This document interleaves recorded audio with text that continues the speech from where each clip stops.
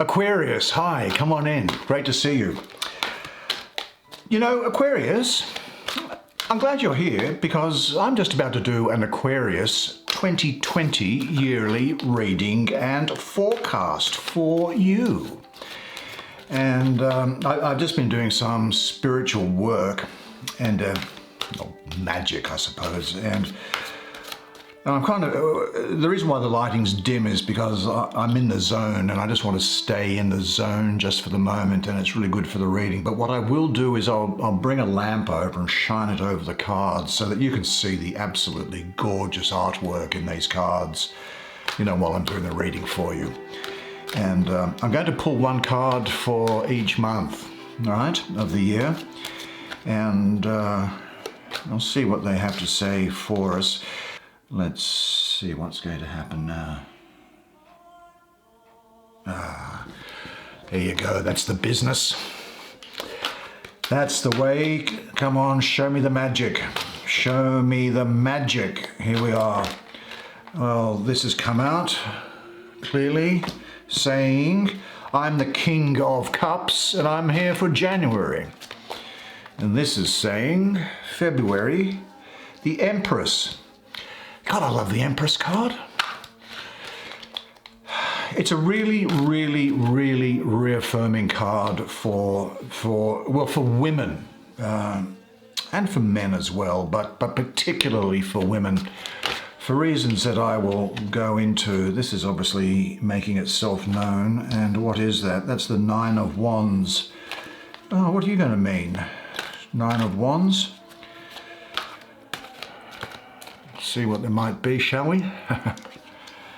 There's the Ace of Wands.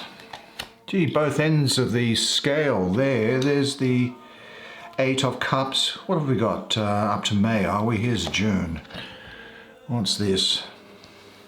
The Eight of Swords. That was the Eight of Cups. Did I mention that before the Eight of Swords? You've got to bear with me, you know. I mean, I'm not entirely right in the head, you see. So let's have a look. There's the Tower. Wow, that's interesting. Position in July and August. The Eight of Wands. Let's have something from here, shall we? Something that's looking like it wants to come out. The Seven of Wands. What have you got for my Aquarius friend here? The High Priestess. I do say. There's Death. Isn't that? What do you reckon of that card? Isn't that a gorgeous looking card? Where are we up to? That was for November, and so let's find ourselves something for December. Would it be that? Let's have a look. And it is the Ten of Discs. What a great way to finish the year for you. Like I say, come down, sit down here next to me. I'll bring the lamp over. We'll have a look at these cards together while I do the reading for you. All right, Aquarius, now as we discussed, January through to June and July through to December. Let's have a look first at this King of Cups, which is in January. Wow, what a very interesting looking man he is, this King of Cups. Do you know, I see a lot of you in this card, I really do. I see a lot of Aquarius in here. Independent, hard to pin down, is the feeling that I'm getting from him. I also see Pisces around this card, so I think it may well be the case that you have connection with or things to do with a Pisces during this period. I also really have this feeling here, and this is interesting, it's about commitment. And it's about you weighing up whether or not you will make a commitment to something during the period. This may well be a person, it could be a project, it could be a new job, it could be a purchase of something. But I think that you will be doing the pros and cons during this period as to whether you should go in and take on something. I think you will be very attracted to excitement during this period, and I see in here also that you may well have a great enthusiasm for a particular thing or a person. Now, what is important, of course, is that your enthusiasm is not tainted with rose-colored glasses, and that you properly and use that really good mind of yours to determine whether or not the thing is correct and right for you. I'd have these sort of thoughts in mind during this period, and it is, I am finding the contact I now need. I see a lot of inner contentment and great happiness which radiates outward towards others to enrich those people that are around you, either emotionally or perhaps spiritually. Interestingly, and this is often uncharacteristic of you, I think, but there may be a period where you feel uncertain about yourself, and maybe you feel that you can't get what you want. But this is coming about, I think, from maybe previous periods of self-doubt, which should now be put aside, put to rest. I think that this can sometimes act as a sort of a block to you moving forward and doing things. But what is important is that now that you are aware of the energy that's around here, you can detach yourself and see it for what it is and not let previous patterns come and invade your present condition. It's possible that if you do that, then you might find that you lack some sort of energy and inspiration. But nevertheless, I will say this: you are going to be very attractive to the opposite sex during this period, and I'd ask the gay and lesbian viewers to make the necessary adjustment, please. Very attractive to the opposite sex. And you'll find them attractive as well. So there could well be a lot of activity in that area. Let's have a look in February, where we have this card, the Empress. Well, what a beautiful looking image of the Empress in this situation. There are really two mother archetypes in the first few major arcana: the High Priestess, who is cold and remote, the empty void or ocean, and then there is the Empress, who is warm, nurturing, and overflowing with diversity and abundance. I get the feeling of her is that she's something like a camel, in that a camel goes across a desert but carries within it the water of life. And here, she is like a camel, I think, because she carries her child first in her body and then out into the world through birth. But, you know, the Empress isn't just a mother to a single child. She is a symbol of the mother of everything, the abundance and fertility of creation. And she carries all things across the void of creation and into the world of manifestation. She takes the child, carries it in her body, covering it with her flesh, and takes it across the threshold from spirit to matter. She carries it really out of the dark forest and into the world of light and the Son, who is Father to us all. Now, what this is saying to me is that I think that this is a time in your life when you are going to find that you have I think a lot to do with a mother or a mother figure. But let me just look at these cards here in greater context. I'm also getting father figure here, and I'll tell you why. You see, to her left is the King of Cups, who is looking directly at her. To her right is the Nine of Wands. Wands is the suit of fire, which is a very masculine energy. Below her is the Eight of Wands, which also is a very masculine energy, being in the suit of fire. And to her diagonal left, lower left, there is the Tower, which is also very fiery, with the fiery planet of Mars associated with it. And so I see here for you dealings also with a paternal figure, a father figure, because of this masculine energy that's around it, as well as this huge feminine energy coming out of the Empress. And I'd say that what is likely is that you are going to find that you are a mother figure or a father figure to somebody, as well as having dealings with a mother figure or a father figure. I find that you'll be called on to give advice and counsel to people, to provide them with a guidance as to what is the way forward in their life. I'm getting a great degree of pregnancy around this card, and so I would not be surprised if you find that you hear news of pregnancy during this period. You will have a very empathetic and caring personality. And this card, the energy here is reminding us that spirituality is expressed from the heart and not from the head. And that is the case.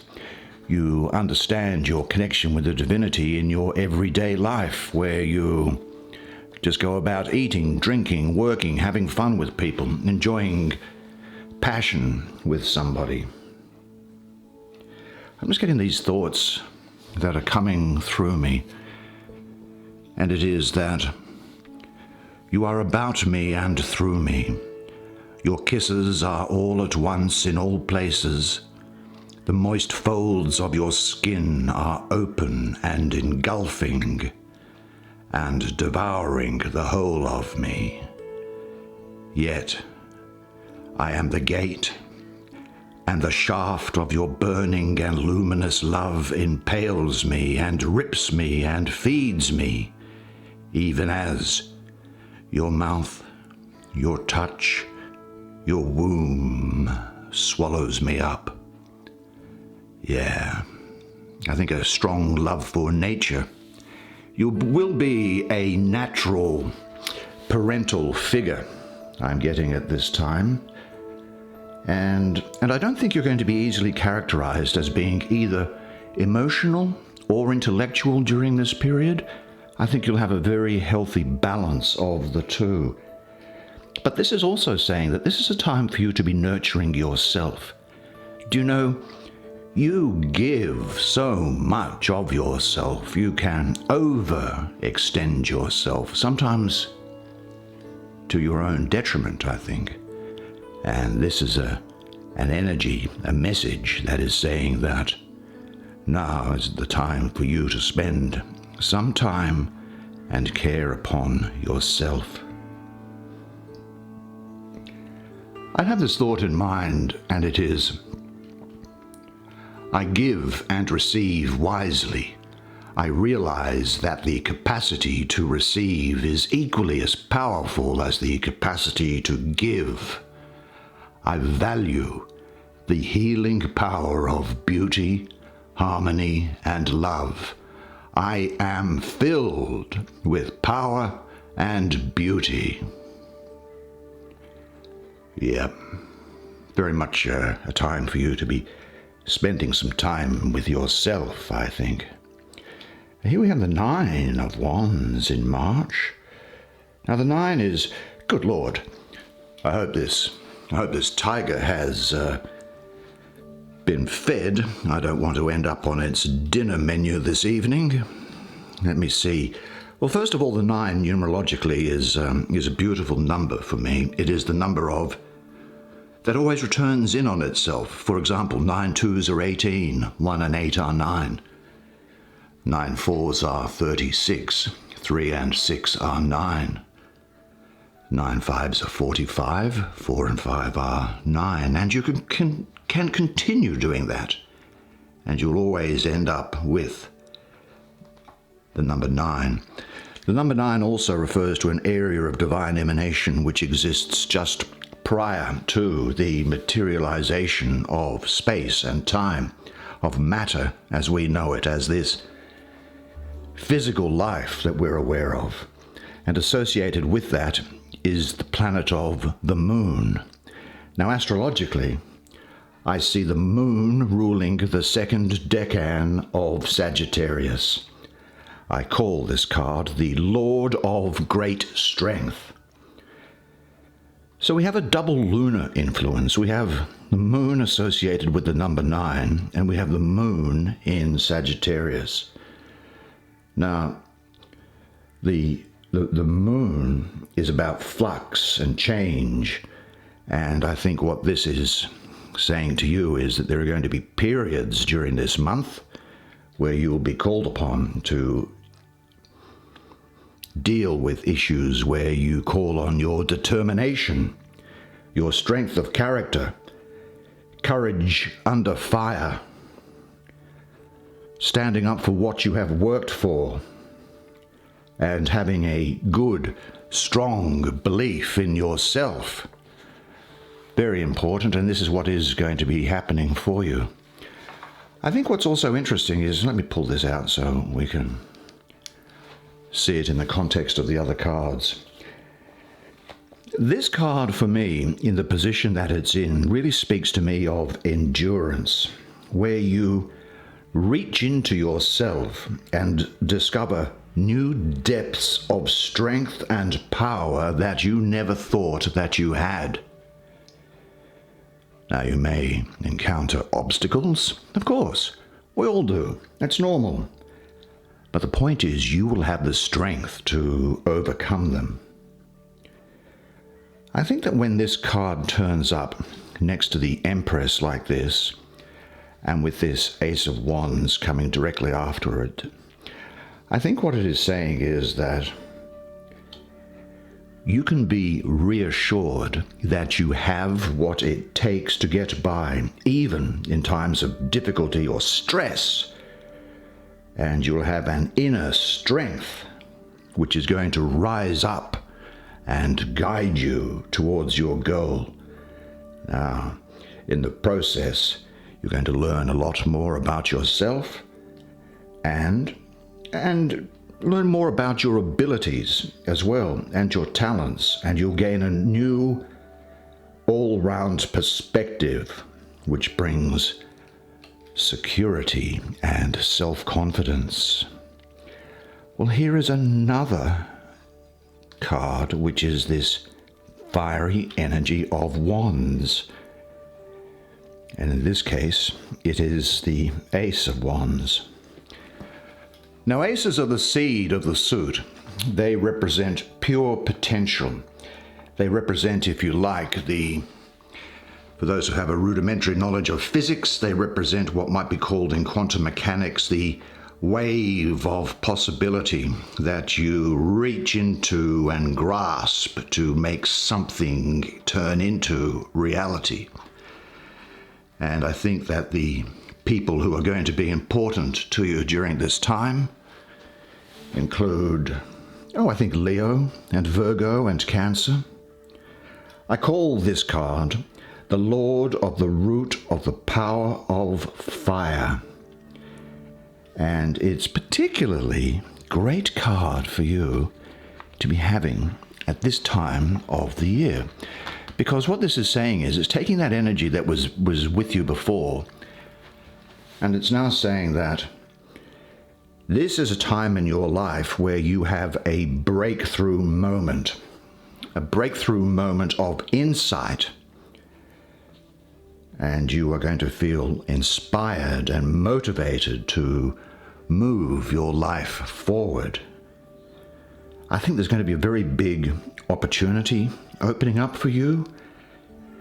you have the possibility of tapping into this something, because aces really are all about possibility. There is a latent potential in you, a hidden, a sleeping potential. And I think what's going to happen is you are going to reach into yourselves, and that is now going to find that it is grabbed hold of by you and brought to the surface. And with this card, this energy, all things truly are possible. And I think that you are going to make those things happen. Now, here we have the Eight of Cups. Well, what an interesting looking depiction of the Eight of Cups.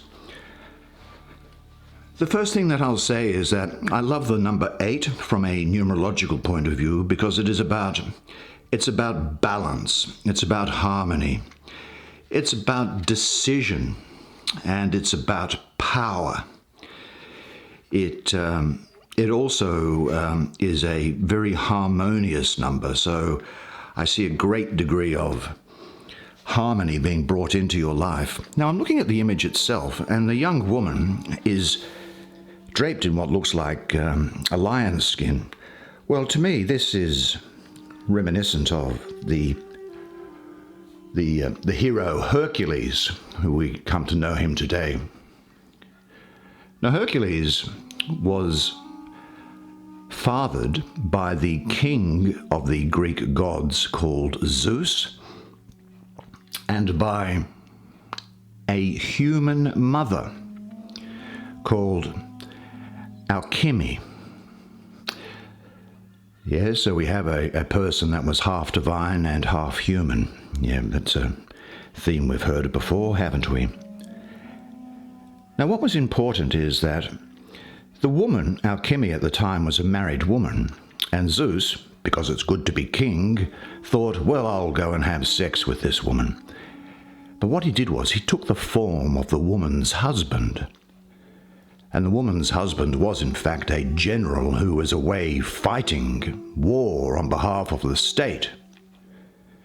And over a period of 3 nights, he had intimate relations with Alchemy, who was none the wiser.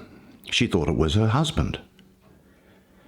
And when on the 4th day, her actual husband came back and said, "Hi, honey, I'm home," she said, "What are you talking about? You've been here for 3 days." And then it became apparent what had gone on. Now, Zeus's wife was a queen of the gods, and her name was Hera. She found out about the pregnancy that ensued from that copulation. And she, of course, went demented. And she said, right, I'm going to do everything I can to delay the birth of that child or to stop it happening. And she sent a number of things, people down to make sure that the childbirth was not successful. Suffice it to say, it was. And the child was born. Then when the child Hercules was a toddler, Hera sent a poisonous snake to kill Hercules, but the child had superhuman strength and used his great strength to kill this enormous snake to the astonishment of all surrounding him. Anyway, Hercules grew up to become a man, an adult. And one of the things that we recall from Hercules is the 12 labors of Hercules. The first labor was to kill a thing called the Nemean lion. Now, the Nemean lion had a skin which was impervious to arrows and to spears and to swords. And so Hercules had no luck at all with those implements in overcoming the lion, until at last he decided, well, I'll strangle the lion, and he did, and killed the lion, and then he cut the skin from the lion and then used to wear it around himself as a sort of a divine protection. And this is what's happening with you during this period. You will have this cloak of the divinity around you. It's as if it's sitting around you. Now, I call the card the Lord of Abandoned Success because I think that what is going to be happening with you is that there's going to be some time, I think, during this month where you're going to go, oh, what's the point of doing this? Now, astrologically, I have Saturn ruling the first decan of Pisces, that 19th to the 29th of February. Saturn is all about structure and organization, discipline, responsibility. It's a very heavy energy. Whereas Pisces is sensitive, spiritual, emotional, and, well, likes to engage in fantasy. And what we also have here in the number 8 is we have, for me, mystically an association with the planet Mercury in the number 8, which can be a very flighty sort of a planet. Sometimes there's not a lot of strength around the planet of Mercury, and there's not a lot of strength around the planet of Mercury in this card. And what we end up with is that Saturn comes in and deadens completely the water of Pisces. Saturn dominates and suffocates the joy of Pisces. And there is this flightiness of Mercury that's present as well.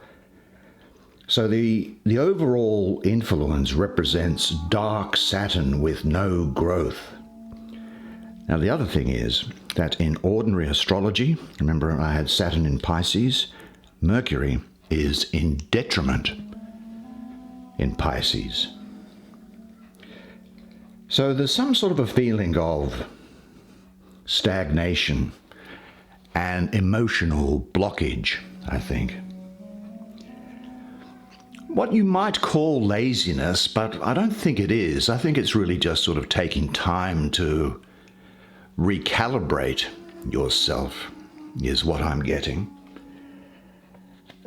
If you can imagine the image of a swamp, it may not sound terribly attractive, but the swamp it's alive, it's growing, and yet it's not bursting with roses, is it? I think that during this period, it's possible that you may lose interest in friends or family or even some of the personal projects that you have underway. In a sense, I think there's something of a sort of a self-martyrdom going on at a particular time where you deny yourself pleasure. There's this sort of lack of effort to get up and go, which may well be a reaction to feeling empty in your life or without, as you think, anything that fulfills you. But there is plenty going on. Do you know, I'm getting an energy now from a center of consciousness. You might call it an angel. An angel, the word angel comes from the Greek angelos, meaning messenger.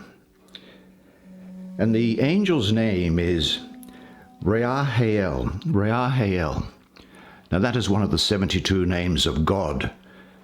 I won't go into how they're derived because it's all to do with how the Hebrew letters mixed with one another in the old biblical text of the book of Exodus, chapter 14, verses 19 to 21 is where those 72 names are derived. But to suffice it to say that one of those names, Reahael, substitutes for the word Lord in another book of the Hebrew Bible or Christian Old Testament called the Book of Psalms. And I'm pretty sure that it's Psalm 16 verse 5, which says, "The Lord is my allotted share and portion. You control my fate." The Lord controls your fate. Now, meditating on that angel's name, Reahael, and on that verse from the book of Psalms, Psalm 16 verse 5, you will find that with every step you take and each moment that passes, you will feel comfort and confidence and have a stronger sense of direction. So you certainly have friends in high places. We come here in June to the Eight of Swords. Now, what can I say about the Eight of Swords? Well, the previous comment that I made in relation to the Eight applies equally here. It's good. It's about balance. It's about power. It's about you having a power that you probably don't even recognize that you have, is what I'm getting from it. Yeah, I call this card the Lord of Shortened Force. And it is, for me, where the card is placed, Jupiter ruling the first decan of Gemini, that 21st to the 31st of May. Now, Jupiter is the ruler of Sagittarius in ordinary astrology, right? And when you see the horoscope people on YouTube, they put their horoscope wheel up, and you'll see Sagittarius up on this side of the wheel, and you'll see Gemini, say, over here. Well, Jupiter needs to travel 180 degrees round to the diametrically opposed side of the zodiac to get into Gemini. And I'm seeing Jupiter in Gemini here. So Jupiter is in detriment when it is in Gemini. So Jupiter is weakened, and the inquisitive nature of Gemini inhibits Jupiter even further, I think. So a weakened Jupiter means that you feel as if you really can't get what you want due to too many distractions that are going on. And I have to say that sometimes these distractions are probably things that you are causing yourself. They're self-created. Maybe worry from thinking about things too much. You see, the problem in some respects with you is because you're so intelligent, is that you always find another way of looking at it, and then another way of looking at something, and then another way of looking at something again and again and again. To the extent that I think that in an overall situation, you might be having a hard time working out what is the best option for you to take at this time. You could well be having what I call, and what others have called, analysis paralysis. And your mental energy is being scattered. Now, of course, a solution to this is just to take some time out. Take some time out and let Jupiter do its work. Yes, let Jupiter do its work and everything will settle down. Now we come to July and we have this card, the Tower. Now this card is sometimes seen as a problem by some people, but I don't think that it is because of where it's sitting. Because it has above it the King of Cups, the Empress here, and this Eight of Wands, which is a very, very strong energy, which I'll get to in just a second. Let's have a quick look at this Tower card, shall we? Well, the Lord of the Hosts of the Mighty, I call it. Here we have Mars in full attack mode, setting out to destroy the Tower. Do you know, I think that the Tower for you in this situation is actually almost like a symbol of your ego. That is, that sense of identity, that person who you think you are. And who you think you are is a product of all the experiences you've had in the past, all the conversations, all the loves, the breakups, It's what you've done for work. It's arguments that you've had. It's this, it's that. It's relationships that you have now. These are the things that you think you are. But that's only a very small part of who you are. You actually came here to be in life. And life can sometimes be difficult, I know. Hence, Father, please take this cup from me. Your will and not my will. Life here in spirit can be difficult, but of course it's also joyous and great fun. The experiences that we have are completely different to those that are possible to obtain in spirit.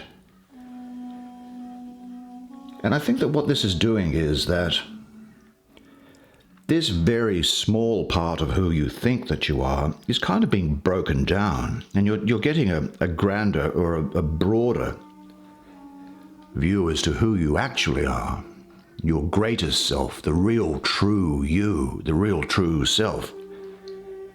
It's almost like the eye of Shiva is coming in from the Hindu religion, which destroys in order to break free, in order that people can break free.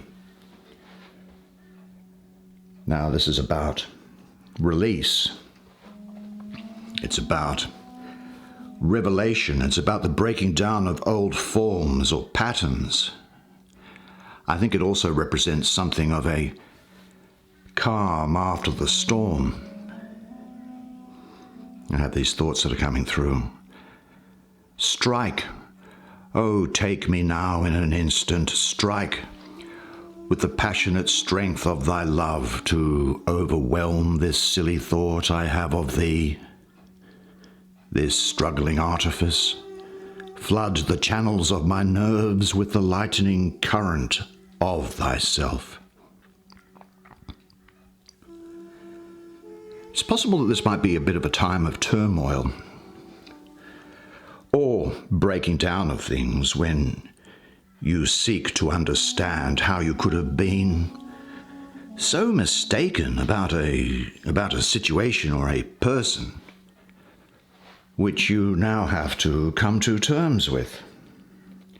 And emotions like anger, disappointment, grief, they can come up. Of course they can. Sometimes you might have a bit of trouble sleeping.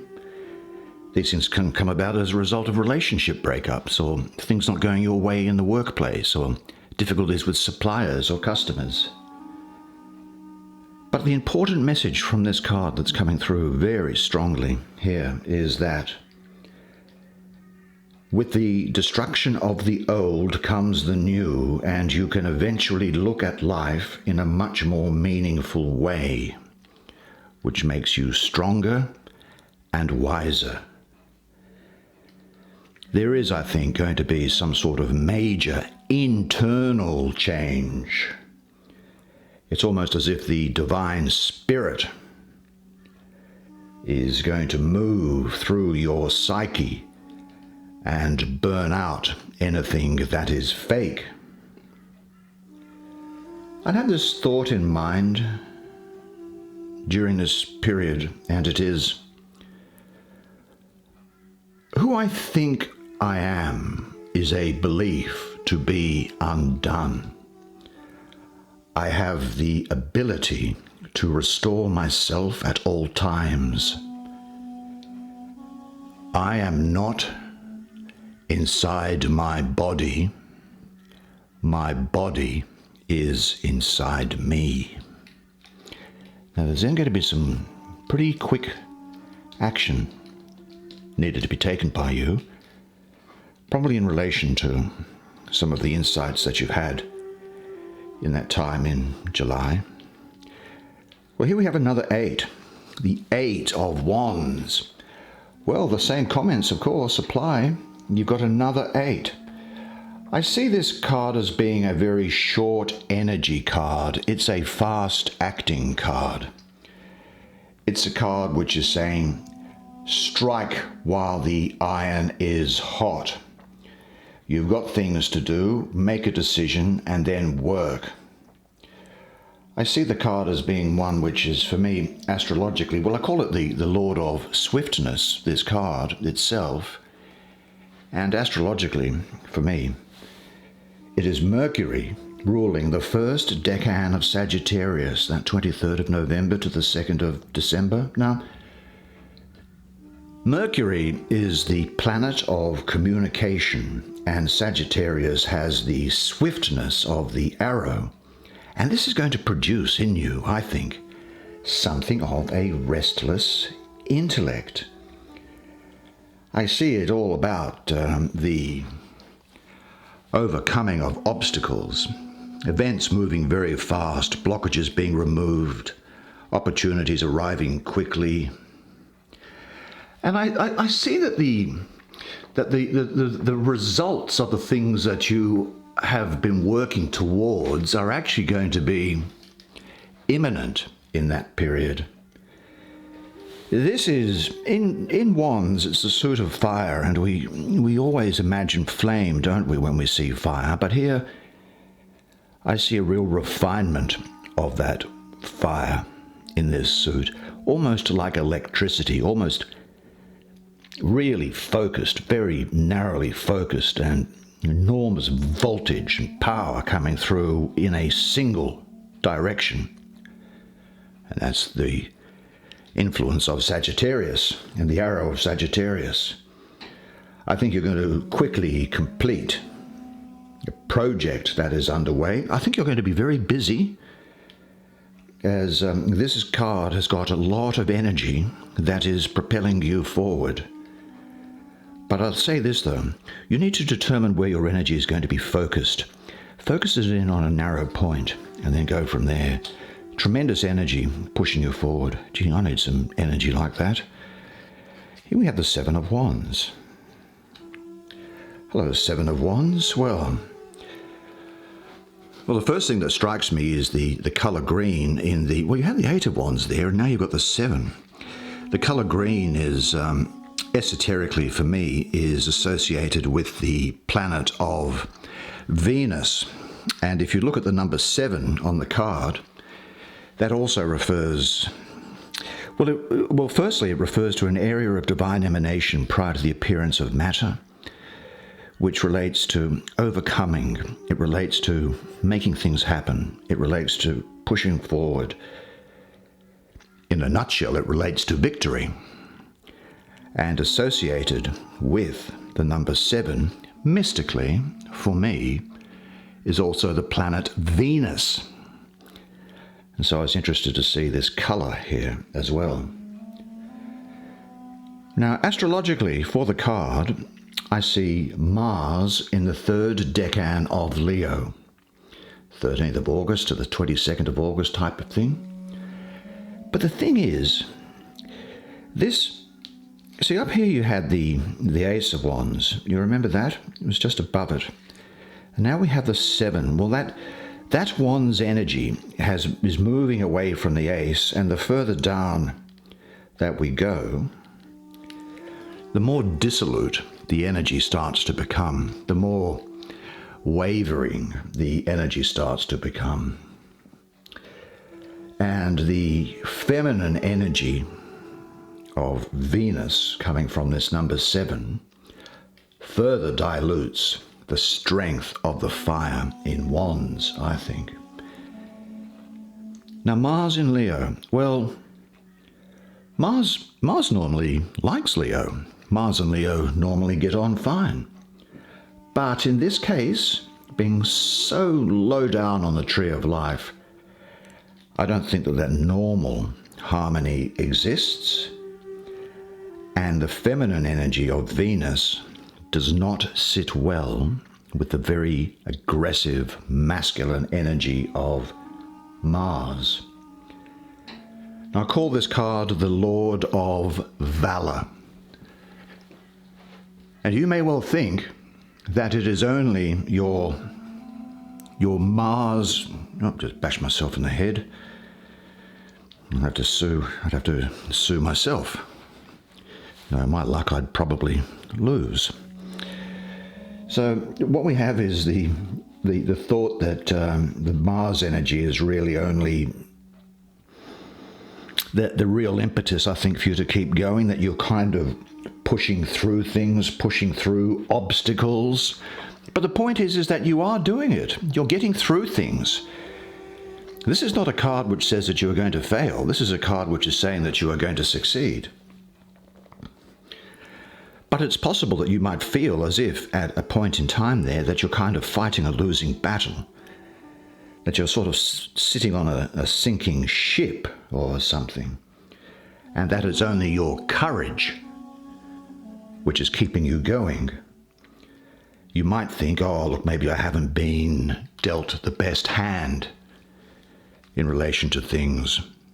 But you have. There's nothing wrong with that surrounding energy that's here. You might feel as if you have a relationship which could be a personal, well, it could be a romantic relationship, it could be a friendship, it could be a family relationship, it could be a relationship within the workplace, or connected with work, such as with a customer or with a supplier, where you're kind of running out of energy and ideas as to how to keep sustaining it and work out how you can actually get things to happen. But as I said before, forewarned is forearmed, and what you do have the ability to do is to detach, and knowing that these things are coming forward, you can just say, well, that's okay. I understand what it is. I'm not going to get sucked into the agenda. I'm not going to get sucked into the emotion of it. I'll just go ahead calmly, rationally, and with courage of my conviction. Say to yourself here, I express my own reality openly and honestly. Then we have in October this rather beautiful card. Let's have a look at you. High Priestess. Well, I probably said some rather unflattering things about the High Priestess at the start when I was talking about the Empress, didn't I? I said that she was cold and remote, something like the deep ocean or something like that. And by and large, that's normally the case. But I must say that where she's positioned, next to that Seven of Wands, and beneath the Ace of Wands, as you can see it here, and with this fantastic energy coming down here, I think there's actually quite a lot of warmth to her. I think there is a lot of warmth to her. See, the cards have different meanings in different spreads. They do to me. The cards talk to me. And yes, I am taking my medication, but they have different things to say at different times and in different placements. And what she's saying to me at the moment is, yet your skin is cool and pale in the moonlight. Not even night can cool the embrace of your arms around me, nor darken the glistening silver-white substance of our love. I close my eyes, and it shields them not. Rather, you grow brighter still. Your unblinking and uneclipsed eyes which are locked on mine. O mother, O lover, O child. Yeah. Well, I have an association with the moon with her, as you might expect, as has been drawn in this card here. Great association there. Well, the moon represents cycles and going with the flow of life, and I think really what we have here is something of a... I'm just getting some thoughts which are saying to guard against information which is being withheld from you, guard against secrets. Make sure you trust your intuition during this period. And intuition, well, people say that, but I have a particular reason for saying it, because we actually get to appreciate reality through two ways. One way is through the mind, and the other is through the heart. And the fact is that the heart is able to see, to process, to make use of knowledge that the mind is sometimes unable to even see, let alone do anything with. And your intuition will always look after you. It will never let you down. So trust it always, and this is a card that's saying it here. The Priestess of the Silver Star. That's what I call her. Very much that association with the moon. I think that, what she also got to say, I think she's saying that there could be a platonic relationship which is arising during this period. And platonic in the sense of a relationship where you're good friends, but there's no sex involved, there's no romance involved. It can refer to, I think here, a period of alone time where you work out what you really want to, what you really want, and to let your mind process things. You understand, don't you, that changes on the inside are necessary to bring about changes on the outside? I don't need to tell you that, because you are aware of that. And I think that there is a need to connect with your more feminine side. Now this relates also to males, because males do have a feminine aspect to them. It's just that their masculinity predominates, even though there is a femininity to them. And the converse can also be said of females. There is a masculinity to you, it's just that your femininity predominates. We are all one. I think this is also talking about the beginning of a creative cycle for you, where you will be asserting independence. I certainly see a very much of an increasing in self-esteem. Now, why is that coming through for you? I think it's probably as a result of some of this thinking that was coming from this card, where you're going, oh, look, I'm on a sinking ship. Well, those things are being overcome, because this card is saying that, look, you're getting self-esteem, self-confidence, and these things are great. I think it's a time for you to also to discover that oasis which is within you. I have this thought in mind, and it is, I deeply honor and value the human being that I am. I am intuitive and perceptive. I trust myself and honor my sense of integrity, and I trust my intuitive abilities. November. A few changes coming up here, are there? Isn't this an extraordinary card, this death card? Have a look at that. Would you say that's a male or a female, that card? Oh, I think if I look down at the chest area, it's a woman. I'm just trying to see what the imagery might actually... Well, to me, what this relates to is, in the ancient Greek myths, which were adopted by the Romans, of course, there were some beings, I'll call them, known as the Fates. They were three old crones, old women. And what they did was, and I'm looking at the hair of this old woman, they had a thread that they would put through the soul, if you like, of each woman and man.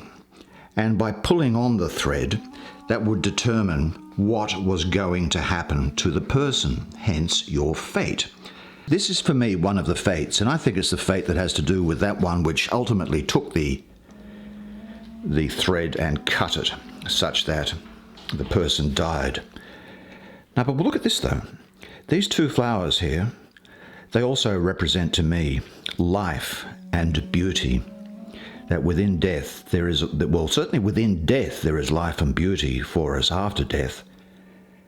But also here, though we may notice decay in the material world, decay of situations, people, bodies, there is nevertheless life and new growth and beauty always to be found. And I think what this card of death is saying that, well, I'll call her the child of the great transformers, the lady of the gate of death. Now I have Scorpio ruling, or ruled by Mars here. So Mars in Scorpio is what I'm getting. And Mars, the planet of fiery energy in its lowest form, which is necessary to provide the impulse for change. I think that we could see some endings. We could see, oh, you may hear of someone who's ill, I think. I think you'll be letting go of emotional attachments. It's also the end of a cycle, is what I'm getting with this card. But the death card is something which is actually, it's not a morbid card to get. And it's certainly not a morbid card in this reading of yours, because it says particular that there is for you going to be facing fears and breaking limits is what I get, and you need to grow to learn your life's lesson. This transformation can very rarely turn up as a sort of a crisis period in your life, but I wouldn't be too concerned about that because there's too much good energy around here for it to be a crisis period. And what it's saying is, though, that any fears that you have about something which is breaking down or changing or dissolving should be replaced with confidence. Replaced with confidence. It's a time to cut away that which no longer serves you in your life, I think. I'd have the thought in mind saying that I let go of people and situations with ease and dignity. Every ending heralds a new beginning, and balance is there, detachment is there. Really a good card which is talking about growth, really, for you. Growth. Do you know, in order to grow and abandon the old, death is our protection against stagnation. And I think what's going to happen is that you will find that you are being pushed to leave behind those things that you have outgrown. Then we come to December, and this card, which is the 10 of Earth, the 10 of Discs. Well, finally, something that's not finally an Earth card appears. Well, what can I say about the 10 of Discs? The first thing is this, is that I refer to this card as being the Lord of Wealth. I call it the Lord of Wealth. It's Mercury ruling the third decan of Virgo. The 13th to the 22nd of September. Now, in ordinary astrology, so Mercury ruling Virgo, the third decan, in ordinary astrology, Mercury also rules Virgo, and it is exalted in Virgo. Now, what is going to come about is that you're going to have really good communication skills, and that's a result of the Mercury placement. And you're going to be very good at organizing things, which comes about from the Virgo placement. So really, there is success and abundance with this card. And you might say, finally. Yeah, well, finally it is here. There's success and abundance. Those things that you've been working on have been coming to fruition. Could well be the time here for commissions or bonuses or offers of new jobs that pay money, enriched family society. Because I'm not just talking about money when I see this thing. I'm talking about a broader standard of living. The attainment of those things which give you happiness in your life. a supportive and tight-knit family relationship is what I see. If you're involved in a family business, I see things going really, really well for you, working together in that time. I think that, look, I think what's important is during this period is to also ask yourself, wealth isn't just about money. Wealth is about who you are. You're alive, and the time is going to come when you are no longer alive. So it's about enjoying what you have. And on a piece of paper, maybe write down all the qualities which constitute your inner riches. Riches and material wealth can come when this card shows up. Yeah. I think that what it's also saying is to use wealth wisely for the benefit of other people and not to hang on to it because that just leads to stagnation. But a very good card for things coming around and turning around in your life and coming into your life, making you feel fantastic, making you feel good. Here it is sitting in December, the last month of the calendar year. And I'd have this thought in mind also. I am internally and externally rich and free and enjoy everything thankfully and in surrender. Well, this looks like it may be your best year ever. That's the way it is for you. Well, there you go. That's it. Your 2020 annual reading done. I tell you what, I think that this is going to be your best year ever. I really do have that feeling about it. I've got to say that the vibe that's come out of that reading of yours is very, very positive, and you should be looking forward to this year. By the way, I just want to say also that you've been fabulous, you've been great, and in fact you've been brilliant, and you've played your part of this exercise to perfection, and I thank you for that. Look, really all that remains for me to say is this, that you are a legend, and I hope I see you in my monthly readings. Subscribe if you want, but check out the videos anyway.